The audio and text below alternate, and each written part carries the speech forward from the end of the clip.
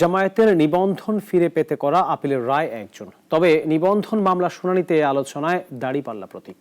এটি কোনো দল প্রতীক হিসেবে ব্যবহার করতে পারবে না। সুপ্রিম কোর্ট ফুল কোর্টের এমন সিদ্ধান্ত থাকায় জামায়াত তা ফিরে পেতে পারে কিনা এ নিয়ে উঠে প্রশ্ন। দল হিসেবে নিবন্ধন ফিরে পেতে সর্বোচ্চ আদালতে আইনি লড়াই চালিয়ে যাচ্ছে জামায়াতে ইসলামী। নিবন্ধন ফিরে পেতে আইনের যুক্তিতে এগিয়ে থাকলেও দাঁড়িপাল্লা প্রতীক ফিরে পেতে দেখা দিয়েছে আইনি জটিলতা।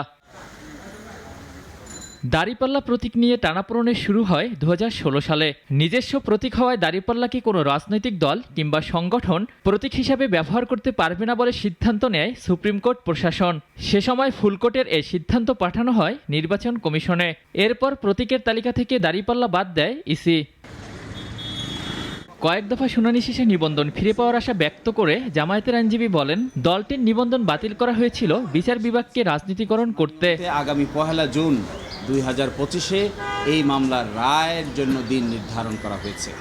আজকে আদালতে মূলত আমরা বলেছি যে জামায়াতের রেজিস্ট্রেশন প্রক্রিয়াটা বাতিল করার মাধ্যমে এবং কেয়ারটেকার গভর্নমেন্ট সিস্টেম বাতিল করার মাধ্যমে পলিটিসাইজেশন অব জুডিশিয়ারি করা হয়েছে। তবে দীর্ঘদিনের প্রতীক দাঁড়িপাল্লাকে ছাড় দিতে নারাজ জামায়াত। প্রতীক তো আর উচ্চ আদালত বরাদ্দ করতে পারে না।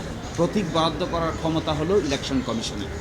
মাননীয় আদালত যেন এই মর্মে একটি অবজারভেশন দেন যে এই ব্যাপারটি যেন ইলেকশন কমিশন উপযুক্ত সময়ে উপযুক্ত সিদ্ধান্ত নেন, এই মর্মে আমরা ডাইরেকশন চেয়েছি।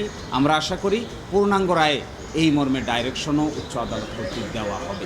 দলটির নিবন্ধন ও প্রতীক নিয়ে শুনানি শেষে রায় ঘোষণার জন্য 1 জুন দিন ধার্য করেছে সর্বোচ্চ আদালত। দুটি ফিরে পেতে আশাবাদী জামায়াতের আইনজীবী।